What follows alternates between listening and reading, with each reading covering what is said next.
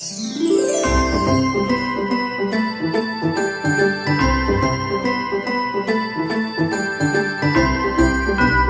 Sir को झुकाएं और चलें परमेश्वर के चरणों में। परमेश्वर ने हमें एक साल तक संभाल कर रखा, हर एक ठोकरे मुसीबत से बचाया, इसलिए परमेश्वर को धन्यवाद दें। अपने एक साल के सारे पापों से पश्चाताप करें।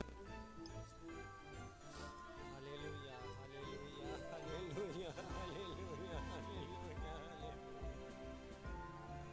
धन्यवाद धन्यवाद धन्यवाद धन्यवाद यीशु राजा।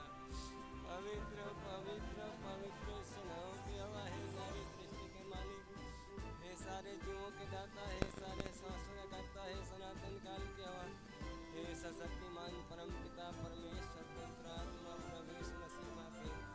आपके चरणों के पास आते हम आपकी उनकी प्रार्थना धन्यवाद आपको समाना, हर ठोकरे मुसीबत से बचे आप प्रभु। आपको धन्यवाद है, हम आपके मानव पिता परमेश्वर, हम धन्यवाद हैं पिता परमेश्वर। 2022 में आपने सही सलामत रखा पिता, लेकिन है पिता 2023 के लिए हम आपसे प्रार्थना करते हैं। नई जिंदगी आपने दिया, नई आशीष दी पिता, नया वरदान दिया पिता परमेश्वर।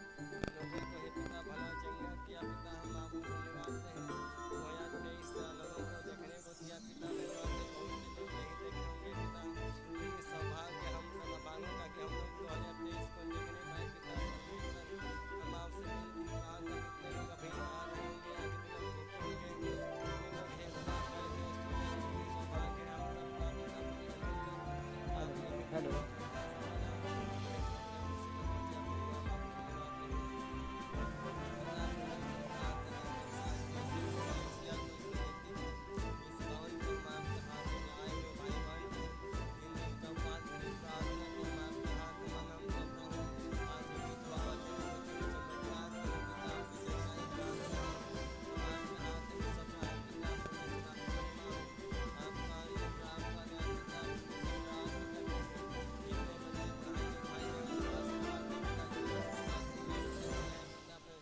खेती बाड़ी में है, जानवर पशु में, सब पर आपका सौगुना आशीर्वाद पिता, ताकि सब नाक महिमा पिता परमेश्वर। अगला भी समय हम आप आमीन। और मन में ध्यान करता हूँ और मन में भली भांति विचार करता हूँ। Hallelujah hallelujah hallelujah. अगर देखे जो बीमार है, जो कहाँ रहा है, जो दुख में है, जो संकट में है, यदि प्रभु उसको अचंगा कर दे तो नया साल आ जाएगा, नई जिंदगी मिलना आ जाएगी, नई आशीषें मिल जाएगा। उसके लिए लगेगा कि आज हमारा दिन बहुत अच्छा है, बहुत सुंदर है, बहुत नया है। आज हमारा नया साल, हमें नया जीवन मिला है। इस बात को तो मैं परमेश्वर की दुहाई चिल्ला चिल्ला कर दूंगा। हमें दुहाई चिल्ला चिल्ला कर देने की आवश्यकता है। लोग मन में प्रार्थना करते हैं अक्सर करके। कल जितने लोग आए थे उपवास प्रार्थना में, सबको छू लिया परमेश्वर ने। इतना बोला जाता था कि थोड़ा अपने आवाज को खोलिए, चिल्लाइए चिल्लाइए। लोग नहीं चिल्लाए, नहीं भर पाए, परमेश्वर नहीं छुपाया। अब आप देखें, किसी के पास अगर 2-4 महीने का बच्चा है, अगर वो चुपचाप सोया है तो माँ उसका ध्यान देती है? नहीं देती है। जब वो तेज में चिल्लाता है तब वो समझ आ जाता है इसको चाहिए, इसको भूख लगा है। अगर हमें आशीष चाहिए, हमें चंगाई चाहिए, तो हमें चिल्लाना चाहिए बच्चों के जैसा। हम चिल्ला चिल्ला कर परमेश्वर से मांगे, तब वो जानेगा कि नहीं इस बंदे को आवश्यकता है, चंगाई की आवश्यकता है या आशीषों की आवश्यकता या कोई इनको चीज चाहिए। वो समझ जाएगा हमारी बातों को। मन हालेलुया हालेलुया हालेलुया। यदि हम मन में भुताते आ रहे हैं तो क्या जाने हमारा पिता या हमारा माता समझेगा या नहीं समझेगा। इसलिए हमें चिल्लाना बहुत जरूरी है। जब भी हम दुहाई दें परमेश्वर को तो चिल्ला चिल्ला कर दें, क्योंकि जब तक हम चिल्लाते ना नहीं हैं तब तक हमारा माता पिता नहीं सुनते हैं। बाप को भी देख लीजिए, बच्चा जब तक खेल रहा है तब तक बाप ध्यान देता है, वही चिल्ला कर रोने न लगेगा, लौट जाएगा। तो लोग चाहे कितना भी अच्छा कपड़ा पहने हो लेकिन उसको कोना उठाना लेते हैं। Hallelujah hallelujah hallelujah. उसको चुपवाते हैं। क्या चाहे वो चाहेगा बच्चा, क्या चाहेगा क्या चाहेगा, चलो हम चलते हैं दुकाने, लोग दिलवाते हैं। जब चिल्लाता है तो हमें चिल्लाना है परमेश्वर के सामने, बुदबुदाना नहीं है। चिल्ला कर मांगे परमेश्वर से, शर्माए मत किसी को। हमारी माँ है तो बाप है, लोग क्या कहेंगे क्या कहेंगे। अगर किसी को डिस्टर्ब होता है वहां से हट जाइए, एकांत में प्रार्थना करिए। किसी को अगर प्रार्थना करने में उसका परिवार डांटता है या कोई भी कहता है, वहां से हटकर एक जगह प्रार्थना कर, लेकिन चिल्ला चिल्ला कर करिए। बाइबल कहती है मैं परमेश्वर की दुहाई दूंगा और वह मेरी ओर कान लगाएगा। जब मैं चिल्ला चिल्ला कर दुहाई दूंगा तब हमारी आवाज उसकी ओर, वो पहरा नहीं है लेकिन हमारी आवाज को सुनना आ जाता है। अगर हमारी आवाज को नहीं सुनता, मान लीजिए आपके घर में चोर आ गया है, आपके घर में चोर आ गया है, उसको आराम से कहिए भैया हमारे घर में से निकल जा। भैया निकल जा तो जा सकता है? नहीं जाएगा। जब तक आप क्रोध में चिल्ला कर नहीं डांटेंगे तब तक वो नहीं भागेगा। जब चिल्ला कर आप डांटते हैं तो जान जा कि अभी गुस्सा गया, भागिए, नहीं तो शोर हो आ जाएगा, भाग आ जाता है। मेरे अंदर शैतान बैठा है, चोर बैठा है, आपके घर में चोर बैठा है। शैतान चोर जैसा है, बाइबल भी कहती है शैतान चोरी करने, हत्या करने, नष्ट करने आया है। उसका एक प्लान है। तो उस चोर को हम कैसे भगाएं? पूरा परिवार केवल मन में भुताता रहे, प्रार्थना करता रहे तो नहीं जाएगा। पूरा परिवार हम चिल्ला चिल्ला कर दुहाई दे, सुबह हो या शाम हो या दोपहर हो, जब भी हम प्रार्थना करते हैं पूरा परिवार करते हैं, अकेला हम करते हैं, जैसा भी हम करते हैं, लेकिन हमारे मुंह से आवाज आना चाहिए। जिस घर में चिल्ला चिल्ला कर प्रार्थना नहीं होता उस घर में से शैतान कभी नहीं निकलेगा, वो घर में बैठा ही रहेगा। और एक बात और है, जिस परिवार में केवल सोने वाले लोग होंगे, प्रार्थना करने वाले लोग नहीं होंगे, उनके भी घर का शैतान नहीं निकलेगा, घर में चुपचाप बैठा रहेगा। इसलिए हमें ये प्लान को खत्म करना है शैतान के। इस प्रकार से हमें संकट के दिन मैं प्रभु की खोज में लगा रहा, रात को मेरा हाथ फैला रहा और ढीला न हुआ, मुझ में शांति आ ही नहीं। इतना तपस्या करता है दास। दास कहता है कि मैं संकट के दिन में मैं प्रभु की खोज में लगा रहा, रात को मेरा हाथ ढीला न रहा, वो हाथ ऊपर किया था। और कहता है मुझ में शांति आई नहीं, मैं परमेश्वर का स्मरण करके कराता हूँ, मैं चिंता करके मूर्छित हो चला हूँ। कैसे? अगर ये बात अगर हम मन में करते हैं तो आप चाहे मूर्छित हो जाए, चाहे बेहोश हो जाए। हमें चिल्लाना चाहिए, हमें आवाज देना चाहिए। आप यहाँ पर सोए हैं, आपको संकट आ गया, आप चुपचाप सोए ही हैं। किसी जब आप चिल्लाबे नहीं करेंगे, आप किसी को बुलाइबे नहीं करेंगे तो कौन जानेगा कि आपको क्या हुआ है। आप सोए सोए मर आ जाएंगे। कोई आपके पास नहीं आ जाएगा। आपका पति हो चाहे आपका पत्नी हो, अगर सब लोग सोए सोए अपना दुख सह रहा है, वो चिल्लाता ही नहीं है, बताता ही नहीं है, तो कौन पता है क्या करता है। अपने काम में सब व्यस्त रहेगा। तो मुझे झपकी लगने नहीं देता। मैं ऐसा घबराया हूँ कि मेरे मुंह से बात नहीं निकलती। मैंने प्राचीन काल के दिनों को और युग युग के वर्षों को सोचा है। मैं रात के समय अपने गीत को स्मरण करता और मन में ध्यान करता और मन में भली भांति विचार करता हूँ, क्या प्रभु युग युग के लिए छोड़ देगा और फिर कभी न प्रसन्न होगा? क्या प्रभु हमें युग युग के लिए छोड़ देगा, हमसे प्रसन्न नहीं होगा? आखिर क्यों ये दास इस प्रकार से क्यों कहता है? जब मनुष्य को अपने आप में कमी महसूस होता है, तब लगता है कि प्रभु हमको छोड़ा देगा। अगर हम अच्छे हैं, हम शुद्ध हैं, हम पवित्र हैं, हमारा विचार अच्छा है, हमारा चाल चलन अच्छा है, तो हम ऐसा नहीं सोच सकते हैं कि प्रभु हमको छोड़ा देगा, हमसे प्रसन्न नहीं होगा। क्यों नहीं होगा?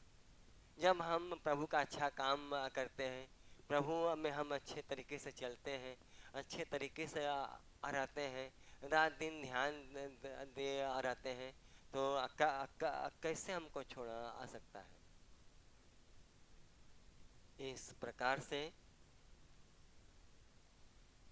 देखिए, अगर हम ये बात को भी नहीं मानते हैं तो शैतान फिर अपना चाल चलना पड़ता है। अब ध्यान दीजिए, अगर नए साल में आप नया बनना चाहते हैं तो ऐसा मत बनिए जिस प्रकार से बाइबल हमें सिखाती है। मेरा मन में परमेश्वर का चिल्लाहट हो, परमेश्वर का अकेले पुकार हो, परमेश्वर को हम आवाज दें ताकि वो हम हमारी सुन न सके। यदि वो हमारी नहीं सुनेगा तो फिर वो आएगा कहाँ से? वो हमारी सुनेगा तब आएगा। जिस प्रकार से बाइबल हमें मत्ती 12 अध्याय के 41 से 45 में भी सिखाता है। लोग न्याय के दिन इस युग के लोगों के साथ उठकर उन्हें दोषी ठहराएंगे कि उन्होंने योना का प्रचार सुनकर मन फिराया, और देखो यहाँ वह है जो योना से भी बड़ा है। दक्षिण की रानी न्याय के दिन इस युग के लोगों के साथ उठकर उन्हें दोषी ठहराएगी, क्योंकि वह सुलेमान का ज्ञान सुनने के लिए पृथ्वी के छोर से आई, और देखो यहाँ वह है जो सुलेमान से भी बड़ा है। जब अशुद्ध आत्मा मनुष्य में से निकल जाती है तो सूखी जगहों में विश्राम ढूंढती फिरती है और पाती नहीं। तब कहती है, मैं अपने उसी घर में जहाँ से निकली थी लौट जाऊंगी, और लौटकर उसे सूना, झाड़ा बुहारा और सजा सजाया पाती है। तब वह जाकर अपने से और बुरी 7 आत्माओं को अपने साथ ले आती है, और वे उसमें बैठकर वहाँ वास करती है, और उस मनुष्य की पिछली दशा पहले से भी बुरी हो जाती है। इस युग के बुरे लोगों की दशा भी ऐसी ही होगी। Hallelujah, hallelujah, hallelujah, hallelujah. देखिए, अब नया साल किसके लिए है? अब हम देखें, बुरे लोगों के लिए बुराई छोड़ना होगा, तब नया साल आएगा। केवल हम नया साल मुबारक हो, नया साल मुबारक हो, नया साल मुबारक हो कहने से नहीं हो पाएगा। ये तो केवल कहावत बनी है। अगर हमने परमेश्वर को जानकर भी अगर नहीं बदला तो हमारी दशा, बाइबल कहती है कि 99 के लोग न्याय के दिन में इस युग के लोगों के साथ उठकर उन्हें दोषी ठहराएंगे। 99 बहुत बड़ा नगर था, वहां पर बहुत अत्याचारी और पापी थे, लोग बहुत ज़्यादा पाप करते थे, लेकिन बाइबल सिखाती हमें, उन्होंने योना का प्रचार सुनकर मन फिराया। और देखो यहाँ वह है जो योना से बड़ा है। निनवे पूरा 3 दिन का रास्ता था, इतना बड़ा शहर था, नगर था कि 3 दिन का यात्रा था। ये लंगे 100 लंगे जाए में 3 दिन लगता था, इतना बड़ा नगर था। वो लोग हम लोगों के साथ, इस युग के लोगों के साथ बैठकर हम लोगों को दोषी ठहराएंगे। क्यों ठहराएंगे? क्योंकि उन्होंने योना के प्रचार सुन के मन फिरा लिया था। यहाँ वह है जो योना से बड़ा है, यीशु मसीह है, उनका प्रचार सुनकर हमने मन को नहीं फिराया। अभी तक हम पाप करते हैं, इसलिए हम दोषी ठहरेंगे।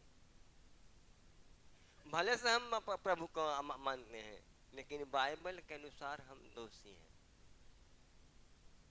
इसलिए हमें मन फिराना है, तब हमारा नया साल आएगा। और नया साल कहने से नहीं आएगा, वो तो 23 के बाद 24 करेगा। ये 7 दिन में आएगा। 24 हो चाहे 28 हो चाहे 1000 हो, कोई आएगा इसी में आएगा।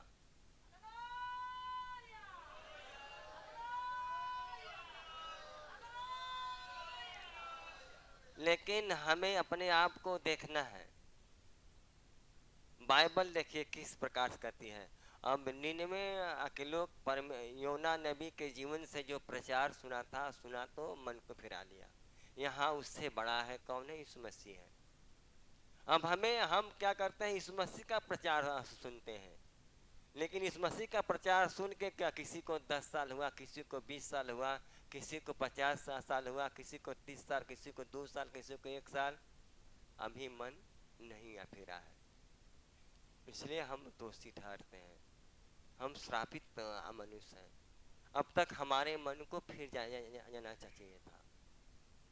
कोई अविश्वासी होता है, मन नहीं फिराने के चलते वो फिर प्रभु को छोड़ देता है, उसकी दशा फिर बहुत खराब हो जाती है। परमेश्वर को छोड़ना एक बहुत बड़ा गुनाह है। ये सच्चाई को जानकर फिर हम बुराई में लिप्त होते हैं, ये सबसे खराब बातें हैं। और कहता है, दक्षिण की रानी न्याय के दिन में इस युग के लोगों के साथ उठकर उन्हें दोषी ठहराएगी, क्योंकि वह सुलेमान का ज्ञान सुनने के लिए पृथ्वी के छोर से आई। दक्षिण की रानी जो परमेश्वर का दास था, दाऊद का बेटा था सुलेमान, उसका ज्ञान सुनने के लिए पृथ्वी के छोर से आई थी। और यहाँ वह है जो सुलेमान से बड़ा है, कौन है? यीशु मसीह है। अब हमें यीशु मसीह का ज्ञान सुनना है, मेरा नहीं। ये ज्ञान मेरा नहीं है, ये यीशु मसीह का ज्ञान है। और आप लोगों को यीशु मसीह का ज्ञान सुनना है, मेरा थोड़ी सुनना है। ये ज्ञान यीशु मसीह का है और हमें यीशु मसीह के ज्ञान को सुनना है। अब इसलिए अगर हम नहीं सुनने आते हैं, ध्यान दीजिए, हम अगर परमेश्वर के या यीशु मसीह के ज्ञान को सुनने नहीं आते हैं तो हम दोषी ठहरते हैं, क्योंकि दक्षिण की रानी उतना दूर से उनका ज्ञान सुनने आई, हम नजदीक होके भी नहीं आते हैं। हम काम में अपने व्यस्त रहते हैं, हम अपने हिसाब से चलना पसंद करते हैं। यहाँ वह है जो सुलेमान से बड़ा है, यीशु मसीह है। उसका ज्ञान सुनने के लिए हमें परमेश्वर के पास आना चाहिए।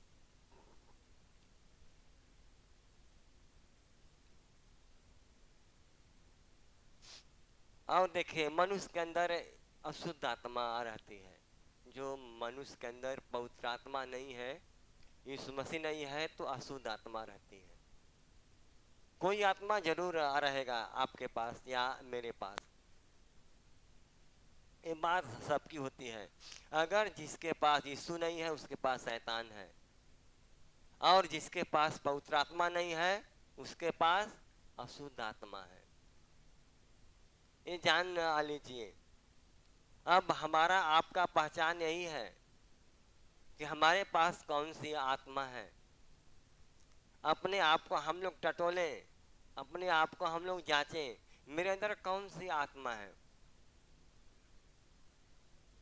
जब मनुष्य परमेश्वर का ज्ञान सुनता है, परमेश्वर के पास आता है, तब बाइबल क्या कहती है, तब अशुद्ध आत्मा मनुष्य में से निकल आ जाती है।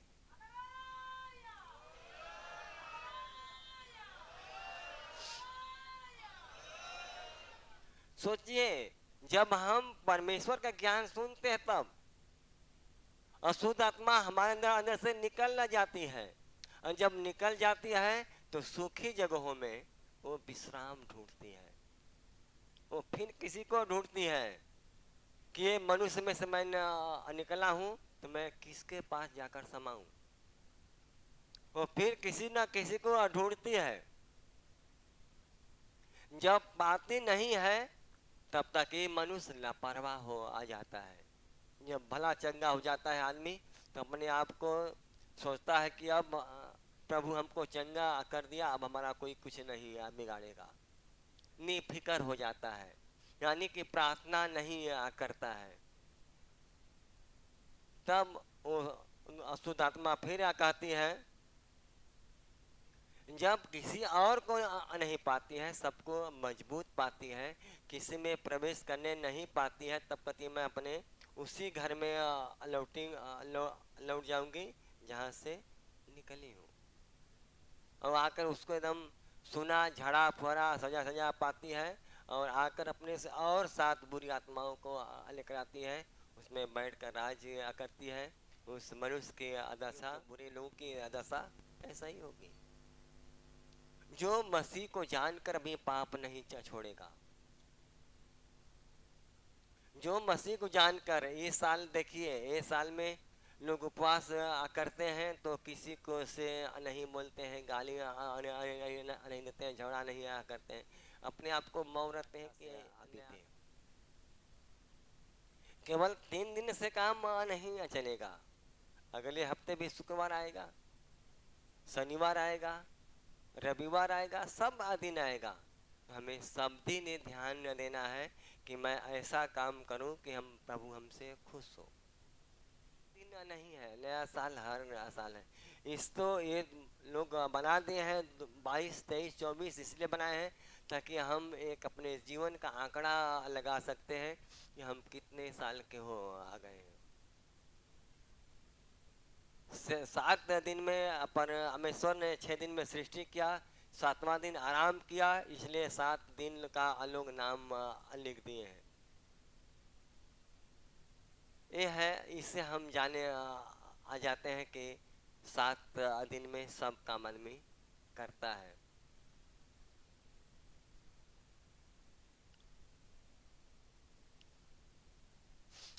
शैतान फिर 7 बुरी आत्माओं को लेकर आता है और वास करता है। वह मनुष्य की दशा पहले से भी बुरी हो आ जाती है। तो हम अपने दशा को बिगाड़े या नहीं। अगर परमेश्वर ने हमें आशीर्वाद दिया है, हमें चुन लिया है, तो हम परमेश्वर के महिमा के लायक बने।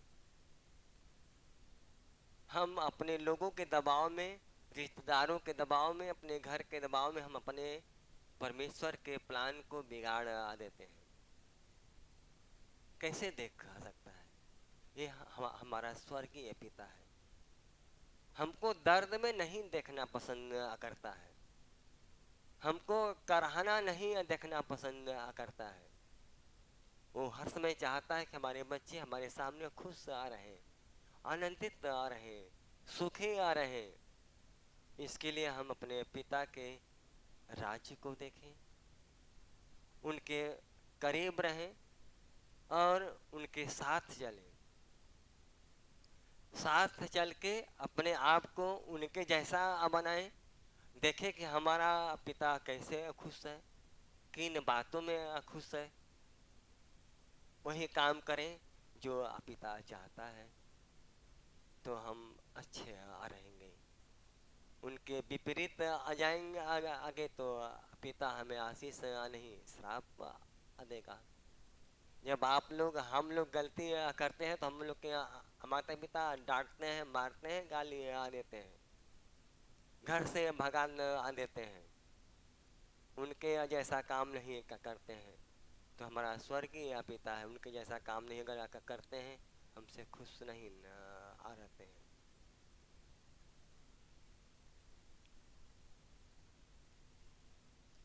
देखिए एक उदाहरण है पौलुस का। पौलुस एक पहले ज़माने का, आज के 2000 साल पहले, ये बहुत बदमाश आदमी था, गुंडा जिसे लोग कहते हैं। लोग देखकर उनसे डरते थे, लोग देखकर उनको डरते थे। वो जमाने में उनके पास 6 करोड़ का संपत्ति था, 6 करोड़ का, और वो बुद्धिमान था और उसको सब शास्त्रों का ज्ञान था। इतना पढ़ा लिखा था कि सब शास्त्रों का ज्ञान था। जहाँ तहाँ लोग कहते हैं, हम लोगों के में हम देखते हैं कि आप लोग इतने पढ़े लिखे होकर अपना धर्म छोड़कर चले गए यीशु मसीह के पास। लोग कहते हैं धर्म का क्या है, धर्म क्या है। एक बार एक जगह हम प्रार्थना करने गए थे, एक भाई ने हमसे सवाल किया, कहा भैया आप किस जाति के हैं। तो हमने हंसने लगा कि यार जाति, हम कहे ठीक है, आप एक बता दीजिए कि धरती का पहला मनुष्य कौन है और किस जाति का है। मैंने उनसे सवाल किया, ये धरती का पहला मनुष्य कौन है और किस जाति का है। अगर आपको ये पता है कि किस जाति का है तो मैं उसी जाति का हूँ। चुपा आ गया, उनको पता नहीं है पहला मनुष्य कौन है, किस जाति का है। आज हम लोग इसी में फंसे हैं और फंस कर मर रहे हैं आपस में।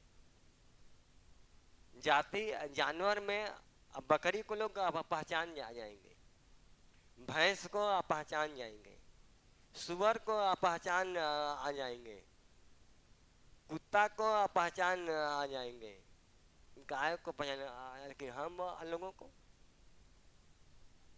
लेकिन फिर भी हमसे इससे मतलब नहीं है। जो जैसा है जिस जाति का, उससे हमसे क्या मतलब, हमको प्रभु से काम है। हम किसी भी धर्म जाति को नहीं मानता हूँ, न हम इस सब का ध्यान कभी दिया। बस मैं जानता हूँ कि प्रभु ने हम सबको, हम सब आदम के संतान हैं, आदम हवा के, हम सब एक हैं। हम लोग एक साथ रह सकते हैं, एक थाली में खा सकते हैं, एक साथ काम कर सकते हैं, बस यही काफ़ी है। तो परमेश्वर को हम धन्यवाद देते हैं। ये परमेश्वर है जो हम लोगों के बीच में रहता है। उसके पास सब शास्त्रों का ज्ञान था, इसलिए जब प्रभु यीशु को जाना तो वह अपने आप को जीरो समझा। जब पौलुस प्रभु यीशु मसीह को जाना तो अपने ज्ञान को या अपने आप को जीरो समझा उनके आगे।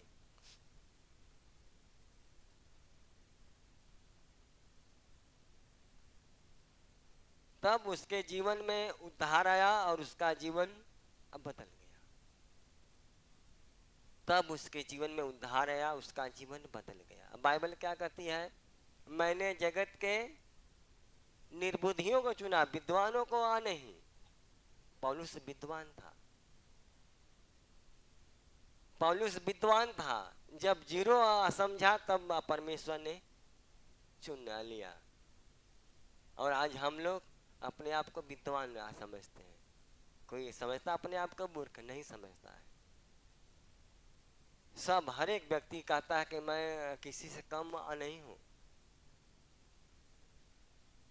लेकिन पौलुस के विचार को देखिए, जब अपने आप को जीरो किया तब उसके जीवन में उद्धार आया, उसका जीवन एक और देखेंगे पहला कुरिन्थियों अध्याय का 14 से 23 पर। इसी रीति से प्रभु ने भी ठहराया कि जो लोग सुसमाचार सुनाते हैं उनकी जीविका सुसमाचार से हो, परंतु मैं इनमें से कोई भी बात काम में न लाया, और मैंने ये बातें इसलिए नहीं लिखी कि मेरे लिए ऐसा किया जाए, क्योंकि इससे तो मेरा मरना ही भला है कि कोई मेरे घमंड को व्यर्थ ठहराए।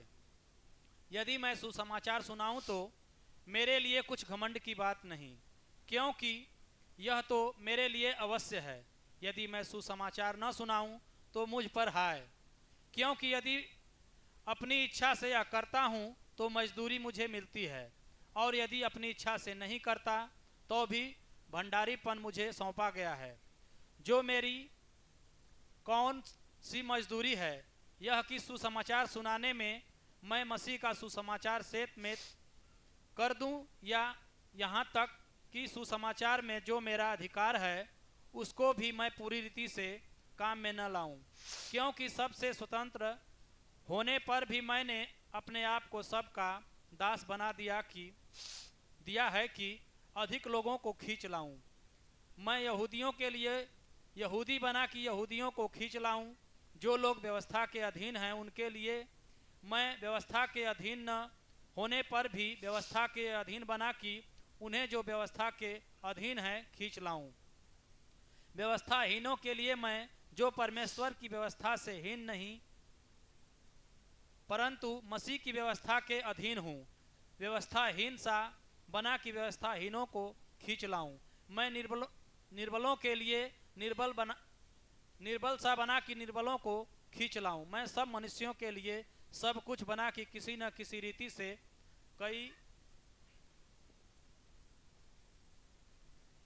एक का उद्धार कराऊं। मैं यह सब कुछ सुसमाचार के लिए करता हूं कि औरों के साथ उसका भागी हो जाऊं। Hallelujah, hallelujah, hallelujah. देखिए पौलुस की बात है। पूरे बाइबल के अंदर एक पौलुस ऐसा व्यक्ति है जो अपने पैसे से सेवा किया है। जो भी दान लोग देते थे वो दान लोगों में खर्च करता था, क्योंकि वो एकदम धनी व्यक्ति था। वो कहता है इसी रीति से प्रभु ने भी ठहराया कि जो लोग सुसमाचार सुनाते हैं उनकी जीविका सुसमाचार से हो। बाइबल में लिखा था उस समय में कि जो लोग सुसमाचार सुनाते हैं, प्रचार करते हैं, उनका जीविका जो प्रचार से भेंट मिलता है, दान दशवांश मिलता है, उन्हीं से चले। परंतु मैंने इनमें से कोई भी बात काम में न लाया। उन्होंने अपने जीवन में प्रयोग नहीं किया इस बात को। इस भेंट से, दान से पौलुस का मतलब नहीं था, क्योंकि वो धनी व्यक्ति था। उसके पास धन पर्याप्त था। जो भी काम करता था अपने धन के अनुसार करता था।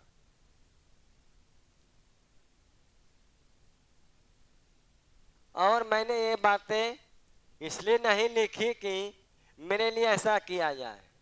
वो कहता है मैंने ये बातें को इसलिए नहीं लिखा है कि लोग मेरे साथ ऐसा करें, नहीं, ऐसी बातें नहीं है। जो बाइबल में लिखा गया है, जो प्रभु का वचन है, मैं उसको लिख देता हूँ, क्योंकि इससे तो मेरा मरना ही भला है। इससे तो मेरा मरना भला। अगर मैं अपने स्वार्थ में लिखूं तो मैंने अपने स्वार्थ में नहीं लिखा है वचन कि आप हमें दान और दशवांश दें और हमारा जीविका चले, मेरा परिवार चले। पौलुस से बात को कहता है। आज हम पूरे सेवक प्रभु के आश्रित होते हैं, लेकिन वो सेवक जो उसके पास था उसके आश्रित था।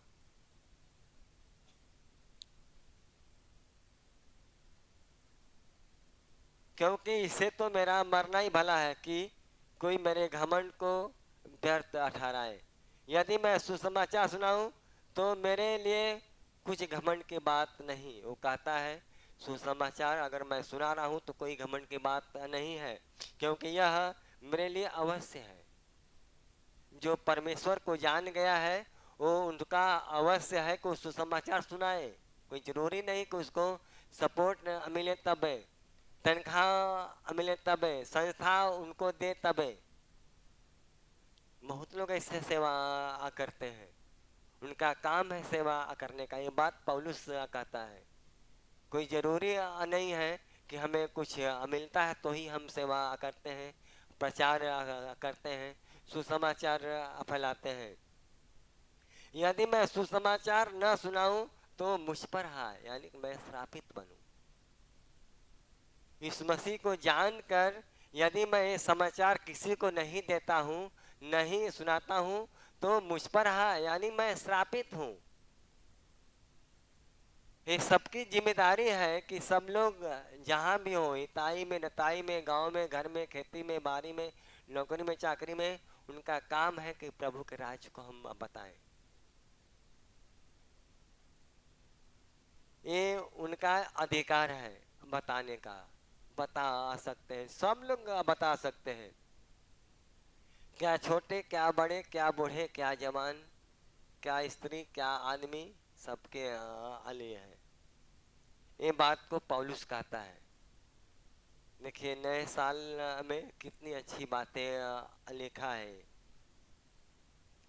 क्योंकि यदि अपनी इच्छा से यह करता हूँ तो मुझे तो मजदूरी मुझे मिलती है, और यदि अपनी इच्छा से नहीं करता तो भी भंडारीपन मुझे सौंपा गया है।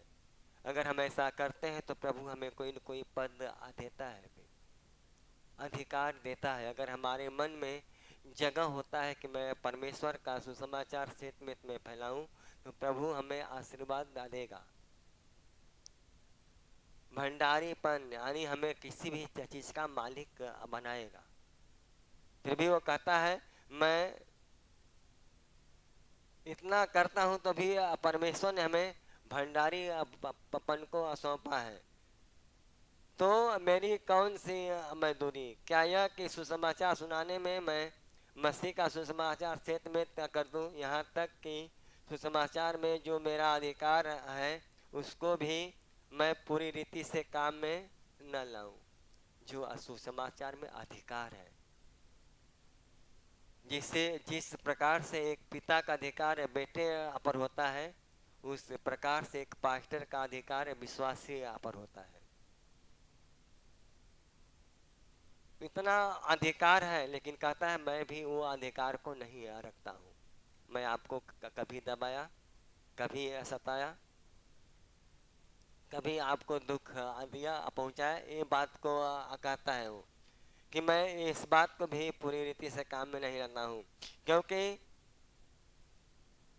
क्योंकि सब से स्वतंत्र होने पर भी मैंने अपने आप को सबका दास बना दिया है। मैं सबसे स्वतंत्र हूँ, धनी हूँ, मैं धनी हूँ, स्वतंत्र हूँ। फिर भी मैंने अपने क्या किया है, स्वतंत्र होने पर भी अपने आप को सबका दास यानी सबका नौकर। पास्टर का अर्थ है होता है, दास का अर्थ ही होता है जो जब बुलाएगा उसको वहां पर जाना पड़ता है। जो बुलाता है कौन है? मालिक है। जो दौड़ कर जाता है कौन है? नौकर है। आप मालिक हैं, आप बुलाते हैं, आप यहाँ पर आ जाइए, हम लोग भागे भागे आ जाते हैं। एक घमंड की बात नहीं है कि मैं पास्टर हूँ तो हम उनको दबाएं या उनको हम और कुछ बोल दें, ऐसा शब्द बोले नहीं। ये बात को पौलुस कहता है इस प्रकार से, मेरा अधिकार आपके ऊपर है, लेकिन फिर भी अधिकार को मैं आप पर नहीं आ जाता हूँ।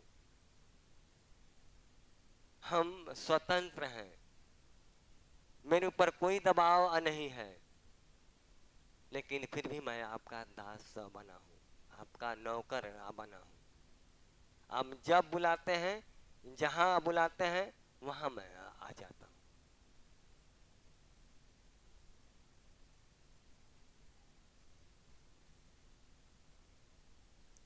ये इसलिए कहता है कि अधिक लोगों को खींच लाऊं। इस प्रकार से जब लोग जाते हैं जगह जगह बुलाने पर, तो अधिक लोग परमेश्वर के पास आते हैं। हमें किसी भी रीति से परमेश्वर के पास आपको लाना है। अगर आप हमें बुलाने से खुश हैं, चलिए ठीक, मैं आपके पास आता हूँ, लेकिन आप परमेश्वर के पास आइए। अगर पौलुस नहीं आ जाता तो फिर लोग यही कहते हैं ये तो किसी के पास जाता ही न आ नहीं है, कौन है इसके पास आ जाएगा। इसलिए वो सबके पास गया। इतना धनी था, स्वतंत्र था, कोई दबाव नहीं था, लेकिन अपने आप को सबका दास बना दिया। जिस प्रकार से यीशु मसीह है, एक स्वतंत्र है, एक प्रभु है, लेकिन हमारे लिए दास बना।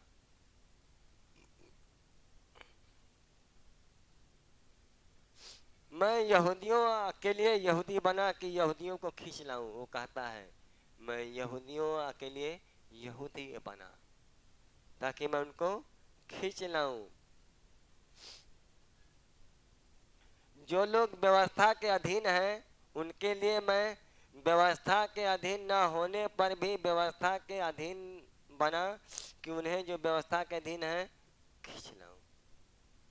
किसी प्रकार से खींचना है।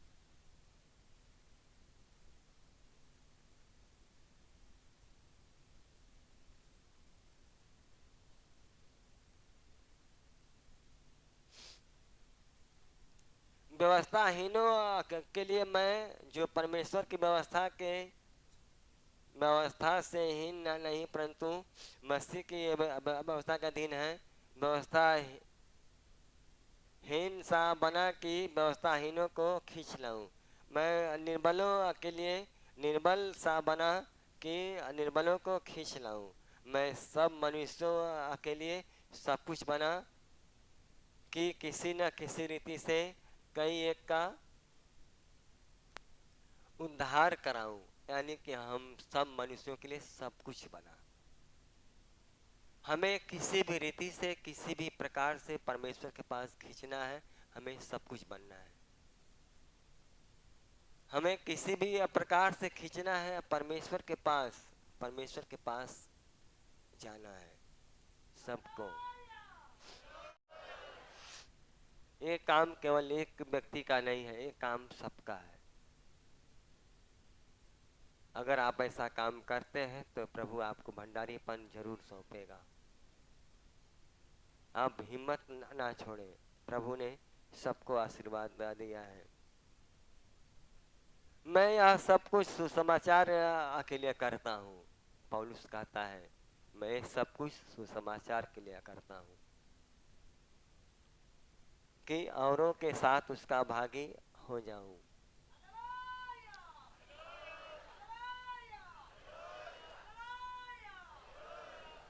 नया साल इसको कहते हैं, नया साल इसको कहते हैं। इस भाई का जीवन बदल गया। उन्होंने परमेश्वर के जैसा काम किया, अपने आप को परमेश्वर के जैसा बनाया और लोग आशीष पाना शुरू किए। इसलिए प्रभु को धन्यवाद देते हैं।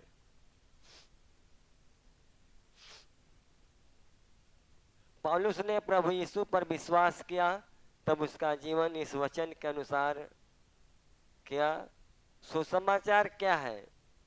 जब जीवन परिवर्तन होता है उसी को सुसमाचार कहते हैं। जब हमारा जीवन बदल गया वही सुसमाचार है। यानी कि सुसमाचार मेरे अंदर काम किया, नहीं काम किया सुसमाचार नहीं है। इतने लोग हम लोग आते हैं सुसमाचार सुनते हैं, नहीं बदला सुसमाचार माने कुछ है नहीं है। लोग देहात में क्या आते हैं, माना तो देव ना पत्थर। अगर जीवन बदल आ गया तो सुसमाचार है मसीह का, नहीं बदला नहीं है। हमें अपने आप को बदल कर देखना है। इसे कहते हैं नया साल। नया साल में हमें इस प्रकार की आशीषें पाना चाहिए। पौलुस सुसमाचार के लिए सब कुछ छोड़ा, तब परमेश्वर ने 6 आशीषें दी। पौलुस ने सुसमाचार के लिए सब कुछ छोड़ा, अपना सब कुछ छोड़ा। उन्होंने जब इस मसीह उनको चुना तो इस मसीह के पीछे चलना शुरू किया। उन्होंने पौलुस को बताया है भजन संहिता 12 वही के है साथ, परमेश्वर उनकी रक्षा करेगा, उनको इस काल के लोगों से सर्वदा के लिए बचाए रखेगा। Hallelujah hallelujah hallelujah. हालेलुया।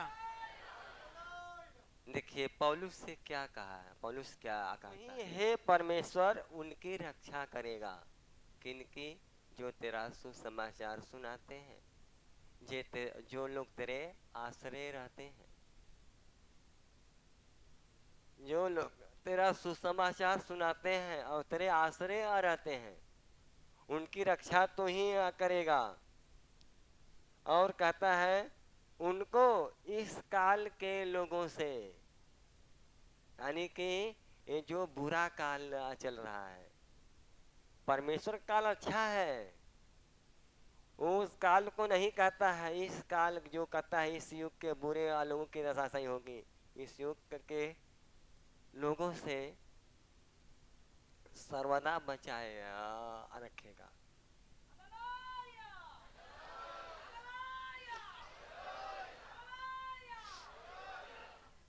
बचना चाहते हैं तो आप बच जाएं।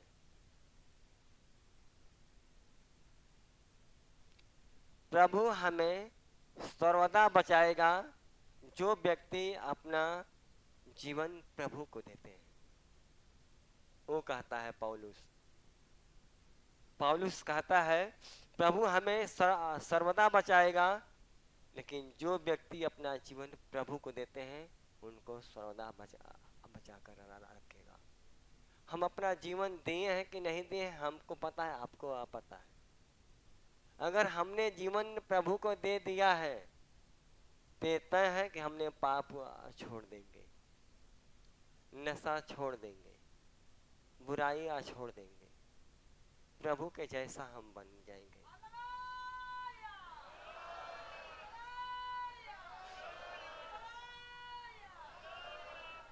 और यदि नहीं दिया है तो पहले जैसा चाल चलते आ रहेंगे, पुराना रीति रिवाज, पुराना संस्कार, पुराना बोल वचन, पुराना चाल चलन, हम इसी में पड़े आ रहेंगे। हम प्रभु के पीछे भागें, प्रभु के पीछे हम चलते रहें। आशीष पाना है तो हम इस मसीह के पीछे चलना सीखें। और इस मसीह को उसके पीछे देखिए पौलुस से चला, कितना बड़ा आशीष पाया है। वो 6 प्रकार का आशीष पाया है, 6 ढंग का लोग कहते हैं, बाइबल सिखाती है कैसे लोग आशीष पाते हैं। देखिए पहला आशीष प्रेरित 8 का 39। जल में से निकलकर ऊपर आए तो प्रभु का आत्मा फिलिप्पुस को उठा ले गया और खोजे ने उसे फिर न देखा और वह आनंद करता हुआ अपने मार्ग पर चला गया। Hallelujah hallelujah hallelujah.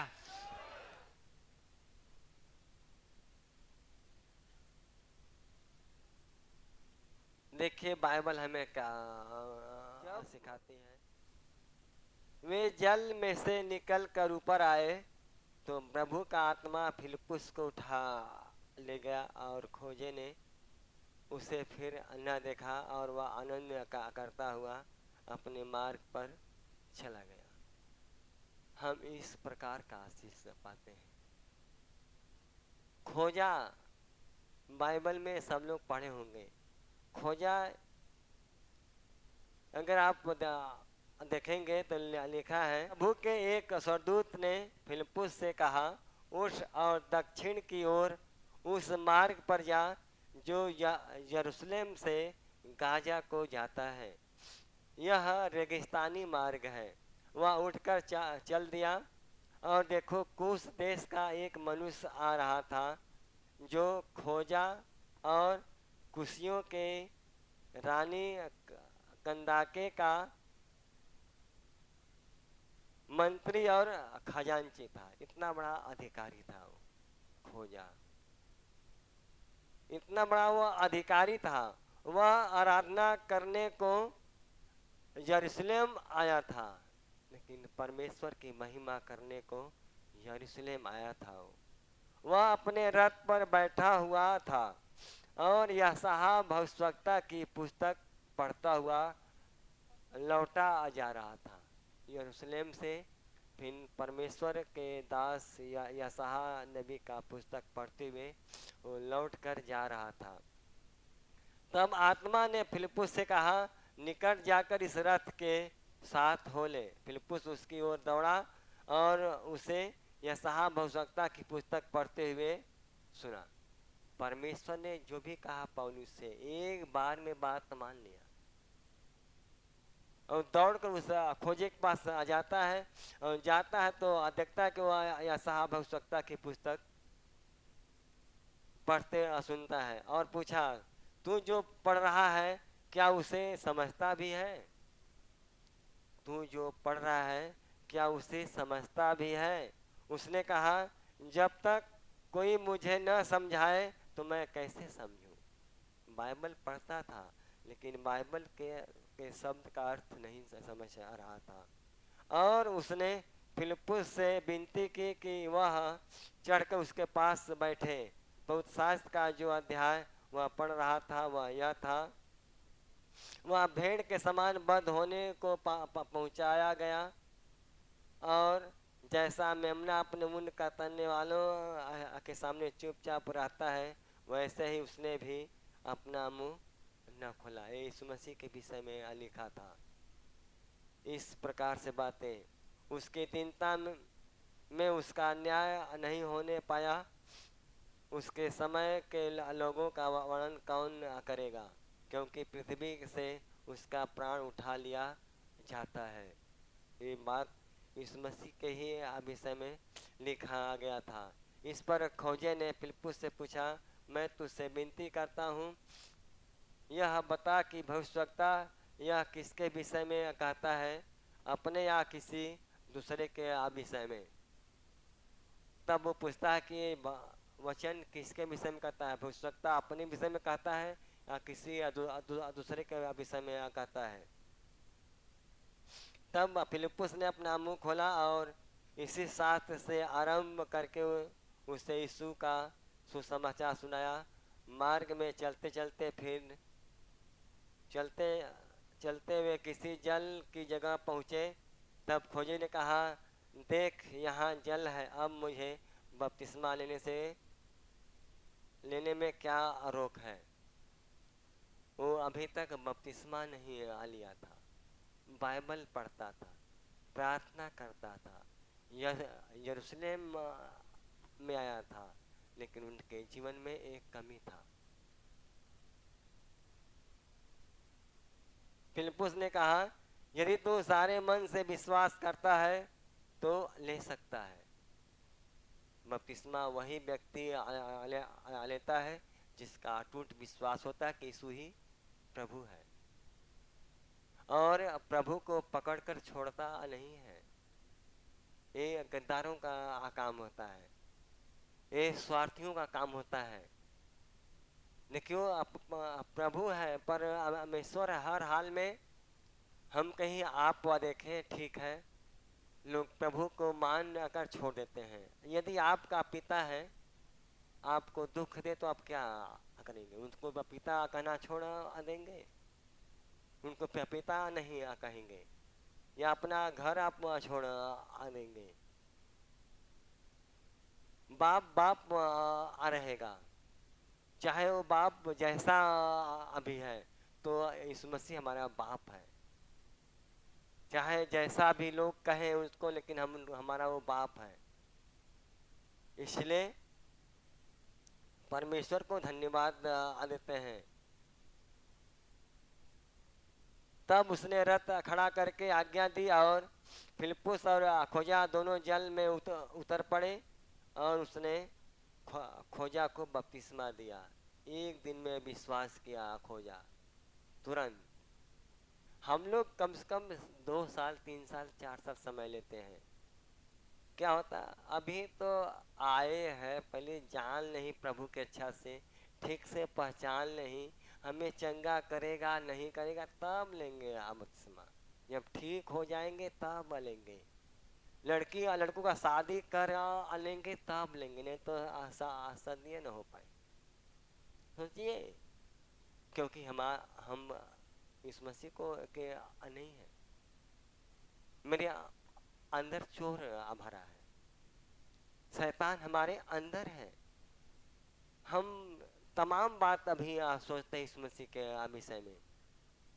हमारी आदतें बुरी है, हमारा सोच बुरा है, इसलिए हमें फल नहीं मिलता है, आशीष नहीं मिलती है। हम जब प्रभु के पास आ गए, प्रभु का जितना नियम है हमको उसको पालन करना चाहिए। हम भी देखिए प्रभु को नहीं मानते थे। मैं बार बार कहता हूँ, मैंने कई दिन तक प्रभु को गाली देता रहा, कई साल तक थे। बहुत प्रभु को मैंने इतना गाली दिया है कि शायद कोई शब्द बाकी नहीं है। अचानक में फिर कुछ दिन के बाद में ऐसा हमारा शरीर थोड़ा सा, हम मारपीट करने वाले थे इस टाइप का।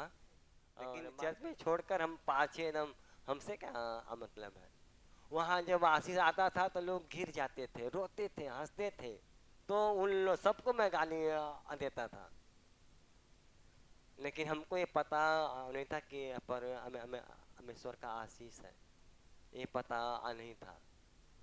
लेकिन ऐसा समय आया जब प्रभु हमें छुआ तो 3-4 घंटा हम बेहोश पड़े थे। तो ईश्वर की मर्जी है। और जब प्रभु छू दिया तो बहुत बड़ा गिफ्ट दिया कि मैं शैतान को देखने लगा। नहीं, शायद हमारा विश्वास नहीं होता।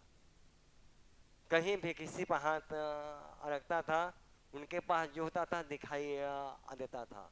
किसी के घर में जाता था, उनके घर में क्या है सब दिखाई देता था। धीरे लोग जान गए कि प्रभु चुन लिया है, लोग इस्तेमाल आशीष मिलता है, आपका जीवन बदल आ जाएगा। तो परमेश्वर धन्यवाद। जब वे जल में से निकल कर ऊपर आए तो प्रभु का आत्मा फिर उसको उठा लिया। जब लोग जल में से बाहर आ गए, देखिए परमेश्वर कहता था उसको उठा लिया।